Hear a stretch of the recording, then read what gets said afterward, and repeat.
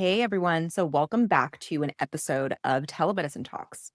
So, this episode is something that I have been thinking was going to happen a lot sooner than it has, but it's been a really interesting week in healthcare, specifically in the AI space.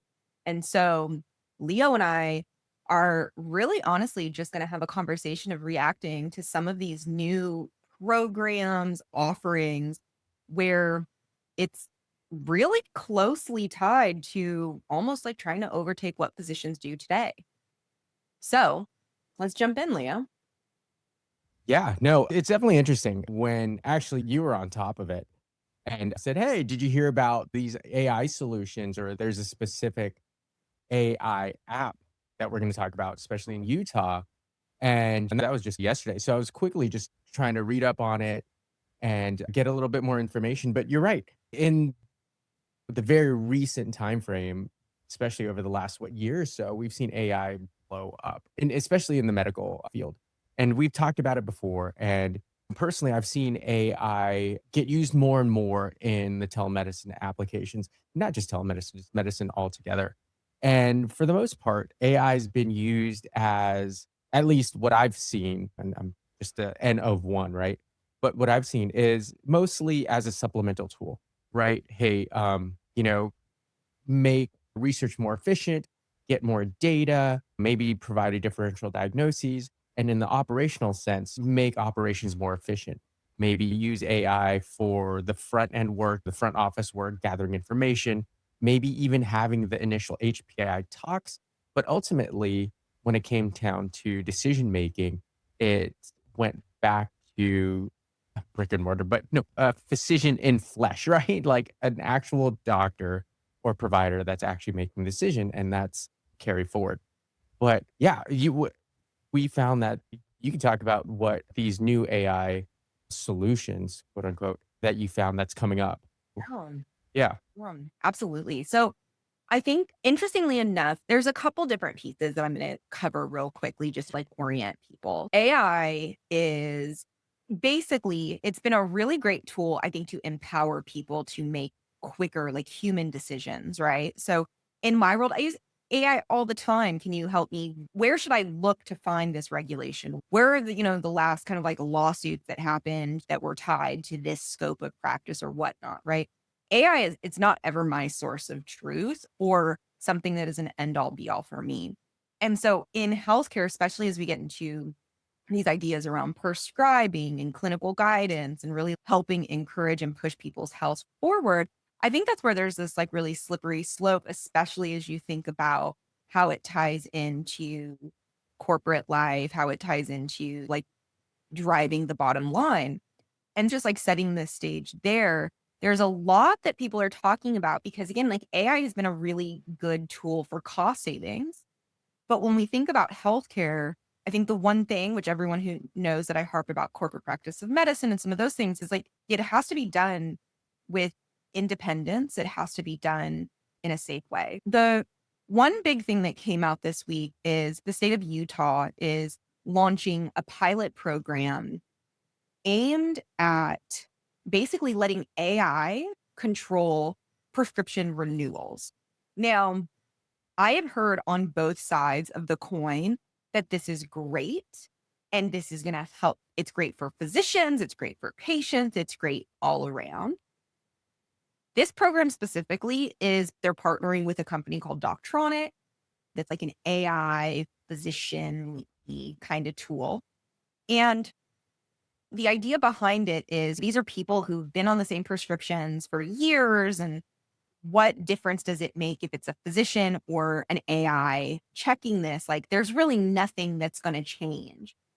I think that's where I have problems with it because the whole point of like medication management is like at those renewals, you're supposed to assess and revisit. And do they still need the drugs or do they not need the drugs? Have you talked to the patient? Is it working for the patient? To me, where I see a slippery slope on this side is you're removing that whole human element, meaning, is the AI going to catch when a person should get taken off? Is the AI overseen appropriately? Is it unbiased? There's a million thoughts that I have. Yeah, yeah, and this is a slippery slope. Ever since I've been reading up on this, there's 2 sides of the coin, right? A lot of us do prescription renewals on a regular basis. It's a pretty, honestly, overall, I wouldn't say mindless. It's pretty straightforward for the most part. The majority of these are straightforward. You look for certain clues and you look for certain criteria and you go forward. And I could see where AI could do this more efficiently.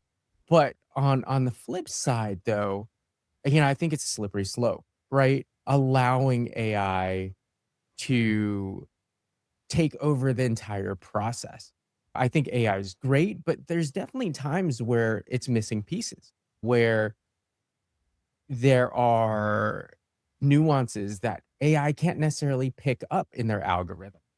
Right now, can it learn? Maybe, but who knows? There's definitely times when I'm doing AI searches for medical issues that they have missing information or what they base on their information is pretty questionable. So I think that's the biggest thing is how far are we going to allow AI to make these decisions, especially when there's nuances? It's funny. I have a saying when I see patients, it's like a lot of times I joke when patients present in a atypical fashion, it's like, your body didn't read the textbook. Can AI pick that up? Can it's those small little nuances that I think individual providers with their experiences, with their gestalt can pick up and AI may not be able to. Yeah, yeah, it's interesting. It's interesting that they are giving the entire process. Yeah, I don't know. I always go back to it's not so much patient or doctor, it's just being a human, right? We all how many of us don't even like calling call centers anymore because you're talking to an AI bot or a chat bot. We can't even have AI help with my DoorDash freaking delivery. Yet we're saying that we're going to put prescribing somebody's long-term health Yep. into it. Now, I do want to say, I think this could be really interesting from an authorizations and an approval side completely separately, right? So I do think it could be really interesting, let's say Medicaid population. So like I know in California, for example, all prescriptions are actually ordered through the state. The state monitors every single order. They have a team of nurses and doctors who oversee all of that, helping them go through renewals and authorizations quicker and easier, I think could be a really interesting value add and could expedite some of those like state and federal programs. Where I have concerns is when you have private companies that are going to want to be able to offer these services, not having insight or control from a regulator's perspective on how it's coded, how it's set up, what it's authorizing versus not. I'm heavily convinced that you are going to be over prescribing simply because you're making money off of it. And that's where I get concerned because I think from a physician's perspective, physicians bring in the human element that really makes sure it's done safely and it's done correctly and that it is not blanketed. I think every physician also gets frustrated with the whole insurance experience of being stuck within like a protocol and having the ability to go, actually, I think you shouldn't be taking this, or I actually think there might be some alternative options here. Again, I think that's where the AI is not necessarily super strong. Yeah, no, I definitely agree. It's the human element, right? The judgment element, the contextual element that I think AI just can't capture, right? It just can't. There's definitely decisions made by this human element that can't be replicated via algorithm machine. And another question is where are they coming up with these? What sources are they using? A lot of times, and when I was teaching residents, I would say, hey, medicine is an art. It's not necessarily a science. You have to take this bigger picture into account. And that bigger picture involves experience, involves criteria beyond just ones and zeros and definitive criteria, I think. So, yeah, how are they going to mimic that? How are they going to replicate it? They can't. They can't. And to your point, too, the regulation aspect, you're right. Well, like private companies are going to come in They're not going to want to lose money. How are they going to set up their algorithms? Can we trust it? And who's going to regulate that? It's funny because I was reading up on it too. A lot of how these AI companies check themselves is through another set of AI algorithms, right? So they check how good they're doing, how accurate they are using AI algorithms themselves. Yes, they have compared to doctors as well, but it's questionable. And we have to really delve deeper into how much we can trust the whole process. Yeah, I agree. I agree. I think too is one of the things that I've harped on and I will continue to harp on, and it will be a sword that I will die on is like, we as consumers do not know right from wrong when it comes to health or prescribing or anything in the clinical realm. That's why we have doctors. That's why we have health care in put in air quotes. Because for us, we don't know if this is accurate. We don't know if there's going to be contraindications with a supplement we're taking or so on and so forth. There's so many different things I feel like that fall into that. And I want to say, I don't feel like that's my responsibility to go, I was prescribed this thing and now I need to go research and make sure that it works with everything else. I think that we heavily rely on our healthcare system and our care team to guide us through this, just like people hire lawyers, just like we have teachers, just like we have all other professions in this. And so I think to me, as some of this stuff is just really quick and loose, I do feel like there are going to be so many edge cases that are just not able to be captured because that's just the nature of health. We are all different. Our biology is different. What I do, my lifestyle, everything. And I think in order to really make this, again, we have doctors for a reason.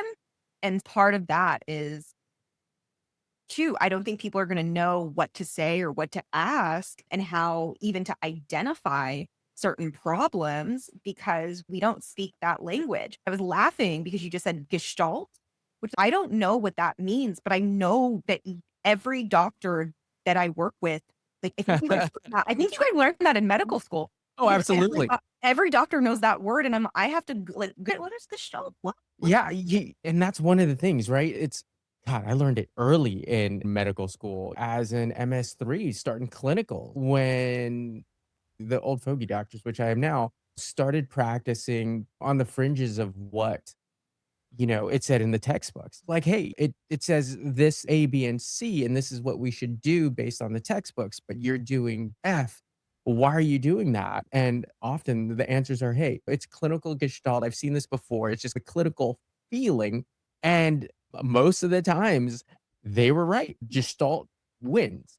And we've learned, a lot of us have learned to trust that and pass that kind of practice pattern and that feeling to younger doctors who just bring it up because it's there. It's been proven clinically, I think. And you could argue against me, whatnot. I bet you there's going to be a lot of people agreeing with that. But yeah, AI is not going to be able to pick that up. How are they going to sense that? It's very binary in that sense. And it's tough. Yeah. Nope, I agree. I'm a big believer. The lived experience, I think that's what makes doctors better. I think that's why they all go to residency and med school. And it's such a freaking long process is because you have to try these things and experience it and get your hands on it. And it does not matter what you code, you cannot get some of those things across. It's again, it's the edge cases, it's the nuances. Now, I do want to say that there is right now federal legislation. If you all have not heard of HR 238, look it up. It is the Oh, uh, man. Healthy Technology Act of 2025. Though it was introduced last year, Hmm. it's going through the motions.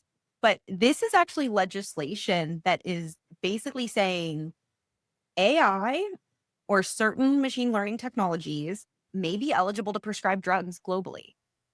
Right? Now, there are certain drugs that'll have to be there's gonna be more oversight and all of that. But this bill scares I almost said something I shouldn't say, the heck out of me. It scares me. This scares me. One, again, because unless this is tied to a federal regulatory board that is gonna be overseeing, approving these technologies, testing them, really monitoring it, I am so nervous for what this is going to open up. And again, even to the point of who is building this, because you talk to 10 different doctors and 10 different doctors will tell you 10 different things, because in some of these instances, there is not a right or wrong way to do things. Yeah. It really is. You have to look at the whole person. You So you bring up a great point. Yeah, who's gonna be saying what the right answer is? Let's not going into the political sphere right now and what's happening in medicine, but let's think about that, right? Like, the current federal medical backbone, quote, air quotes, huge air quotes, authority right now, right? Putting out, new guidelines. And I'm a pediatrician, so, asterisk pediatric guidelines, so forth and so on. Don't agree with all the other major medical authorities out there. Their guidelines are actually quite contrary to what the other medical authorities that are out there. Like, who's gonna say what's right when you're regulating this? Like, these are federal appointed, quote, medical authorities going to say, "Hey, this is the right way to practice," while the other authorities are saying no? Like, it gets back to the whole art thing. There's not specifically one right answer. There's a ton of wrong answers. Who's gonna say exactly what's right and what's wrong? And again, and when they do get it wrong and an adverse event happens, who's gonna be on the line for that? Can you sue an AI technology? Like, you probably go after the business, but the business is gonna be like, "This is what AI said." So, who's interestingly gonna be enough, holding the bag? that's exactly what's happening. So if you actually dive into Doctronic, they're the first company that actually has medical malpractice on their algorithm.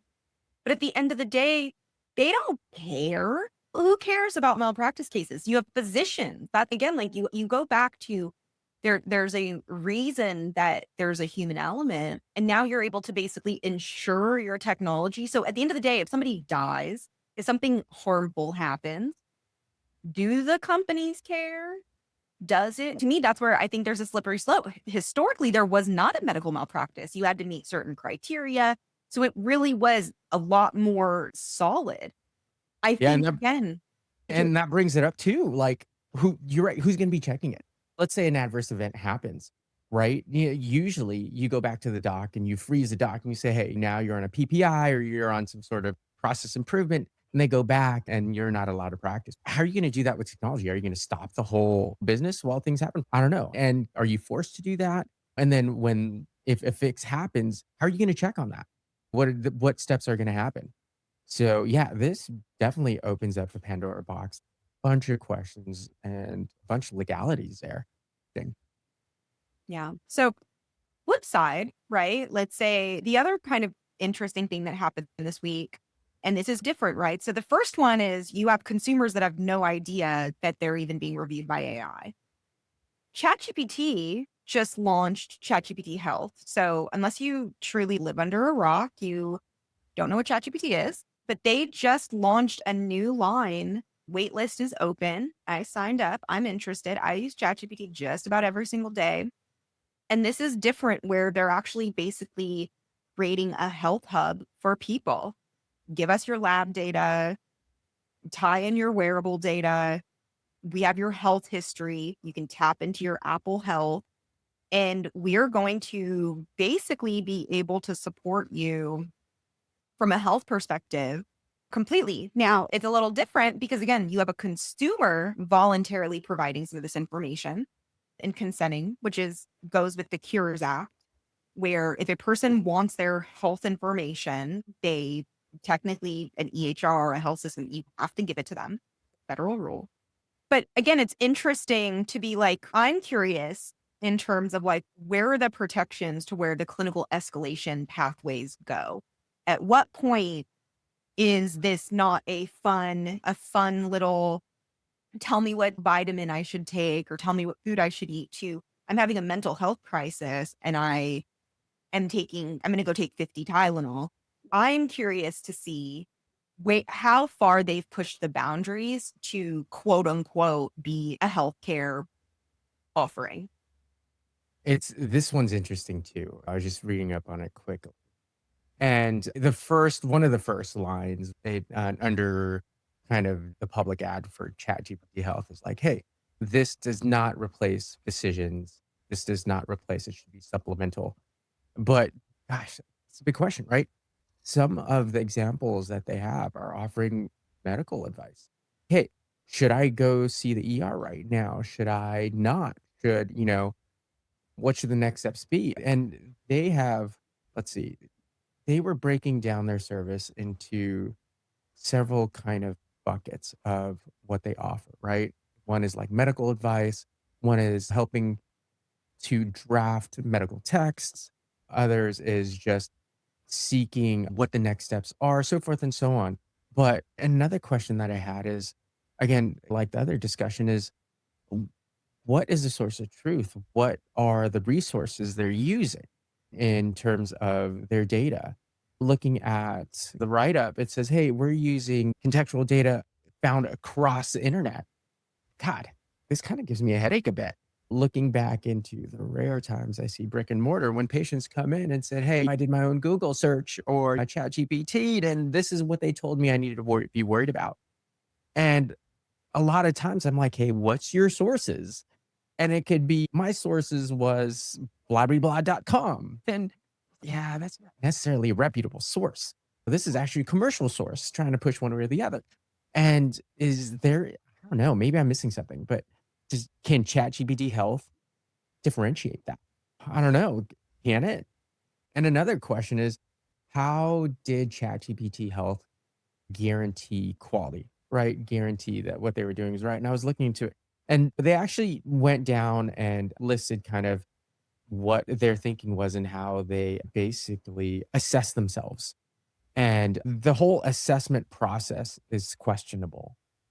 And actually, if you look at their assessment process, they said they had 600 doctors across several countries, so forth and so on, assess how they answered. And it was funny, they also asked the doctors to grade ChatGPT's health's answers, and they compared the doctor's responses, the doctor's grades, and ChatGPT actually created their own another AI evaluation tool and graded themselves.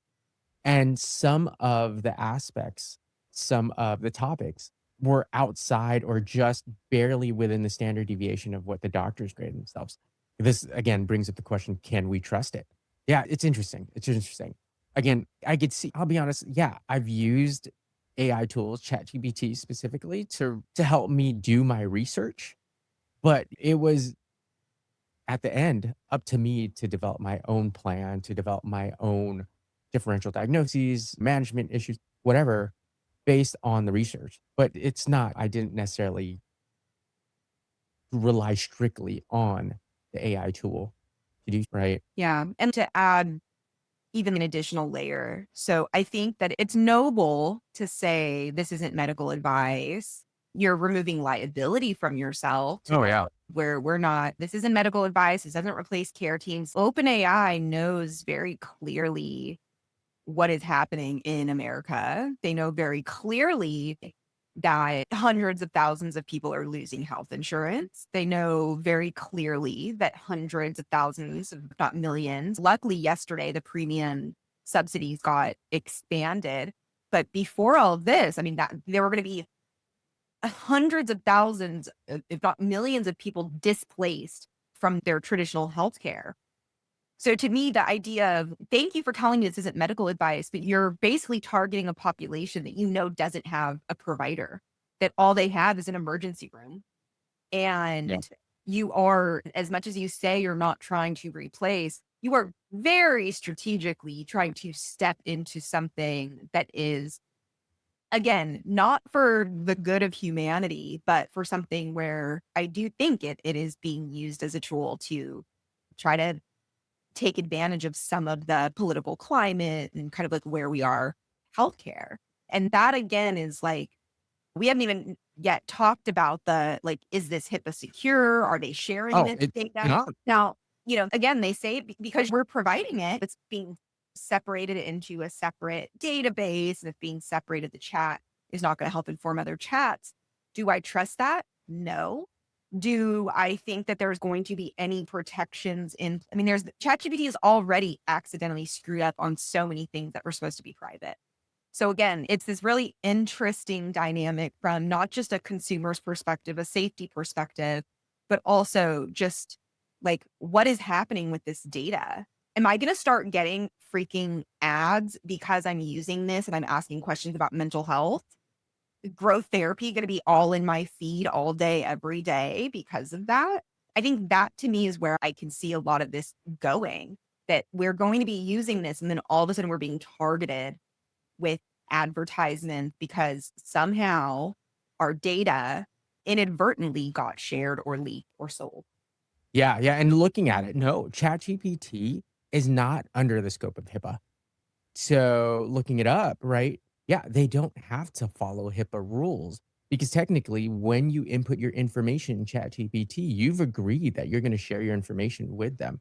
Now you're trusting that ChatGPT is going to keep this secure, but hey, it's buyer beware, right? Yeah, read the fine print. I haven't really delved into it, but looking at the whole specific HIPAA compliance, no, no, they don't need to follow HIPAA rules. So that's a big concern.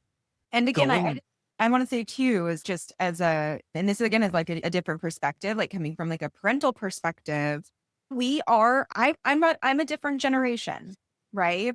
Leo, you're a couple years older than me. So you're I'm a different close generation. You to are. just like two-ish. No, Yeah. no, but we're raising children in this environment where AI is part of their Oh, everyday yeah. life. And so to me, again, is we remember what it was like growing up as a teenager. We remember the struggles of all of that. Now we're combating social media, we're combating social isolation, we're combating drug usage and fentanyl. I mean, there's so many things that I don't even want to think about what my boys are going through. And again, we're having a tool that's going to, they can sign up, right? Yeah. Federally, electronic consent is at 14. So any child could sign up for this. What are those protections like? And what, again, I will die on the sword of at the end of the day, AI could never replace a psychiatrist or the mental aspect or the social service aspect that providers and our care team provides and is not even in scope for them. So to me, what is going to be built around some of that when my kids have a health question and they go to AI because they don't feel comfortable talking to me and AI gives them something that I think is completely ridiculous. You won't That's know. what I'm You won't scared. know. They're gonna run with it, No, right? they're gonna run with it. This thing's safe. I should do this. This is again, to me, I'm like, at what point, where is the moral compass coming from? And again, it's hard to gauge because it's not live. So there's a wait list. I cannot wait to get my hands because for me, I want my boys to use it. I want to figure out what their experience is like versus mine, versus my husband's, versus my grandma's.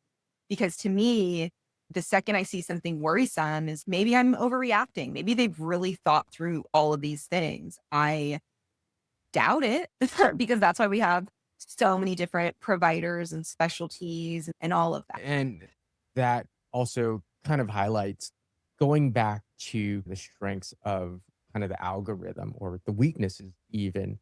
You know, that question highlights one of the bigger weaknesses in the algorithm if you actually take a look at ChatGPT and how they grade themselves. Again, I'm looking at the website right now, but they graded themselves. They agreed with actual people on how well they did during their grading on kind of sending communication to each other, to patients, how they're decent at health data tasks, just operational logistical tasks, but actually clinical tasks. Emergency referrals is the edge of agreement with the doctors. One thing that's very concerning is that the context seeking, can ChatGPT find more context or figure out if they're missing something contextual? Really, this whole gestalt thing that we're talking about, totally off, right? ChatGPT's grading algorithm graded themselves outside of the standard deviation of what actual doctors graded the algorithm as. So, yeah, definitely, there's a disconnect there, and I think that's the biggest thing that we're missing. is, hey, can you take this data and actually process it? Can ChatGPT take the data that's out there, for better, for worse, and actually process it to a safe answer? And I don't know, it doesn't look like it's, again, outside the stand, for better, for worse. And again, I haven't taken a deep delve into the data, but just looking at the graphs offhand, that's a big question, right?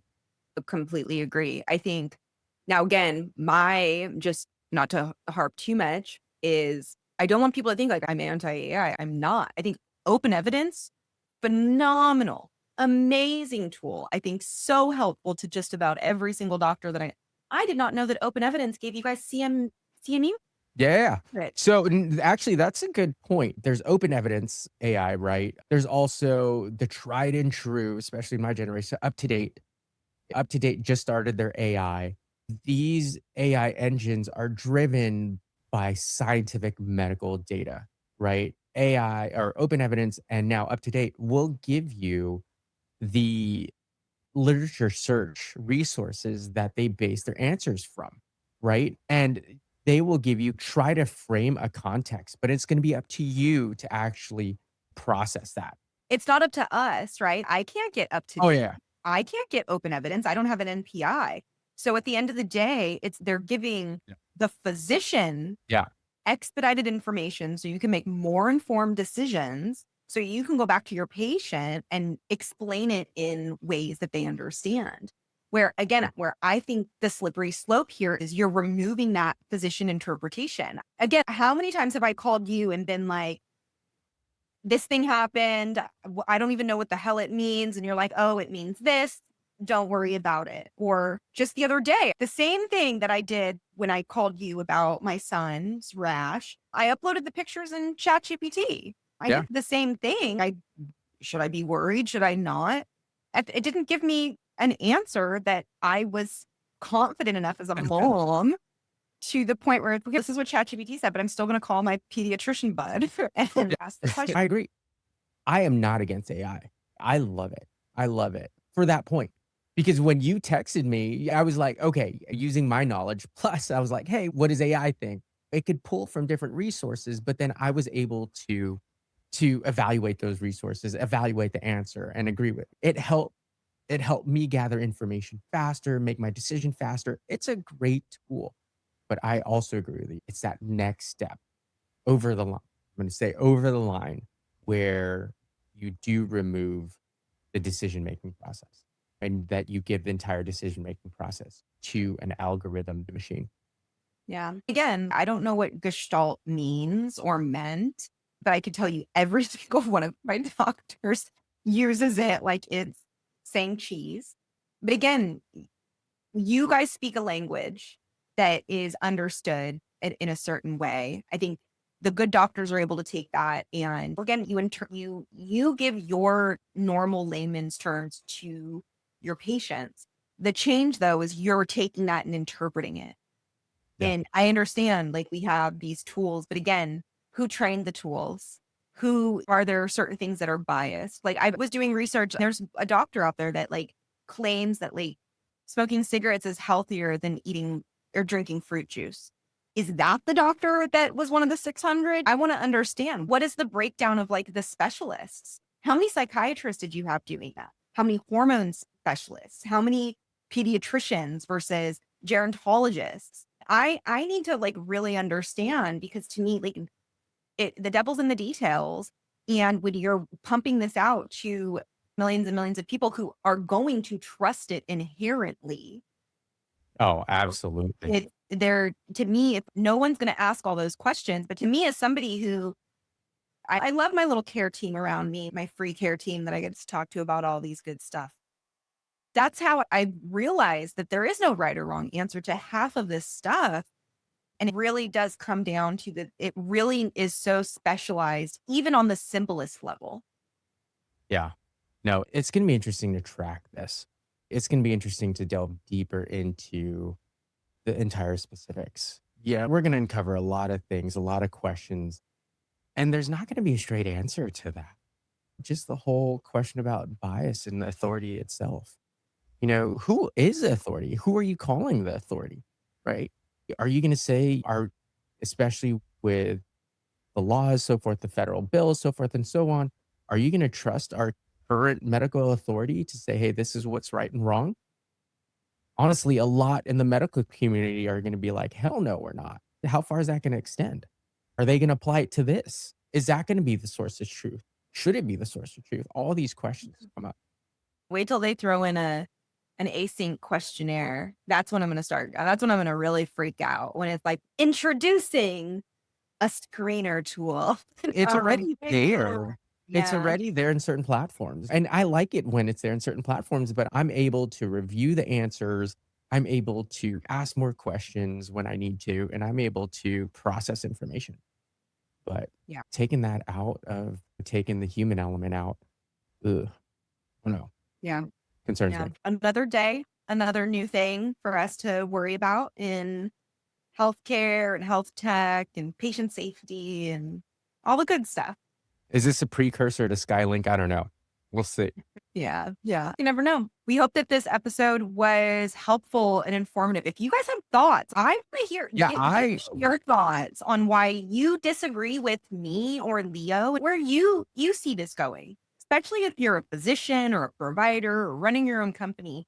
I'd love to get your take on how AI helps or where you think it's going to hurt. Drop us a line. Yeah, no, definitely interested in your feedback. And shoot, if we want to get a bunch of people to have a conversation about this, that would be awesome. So if you're interested in doing that, drop us a line. More input, the better. I'd love to have a discourse on this. Yeah. All right, everyone. Thanks for listening in. Cool. See you next time.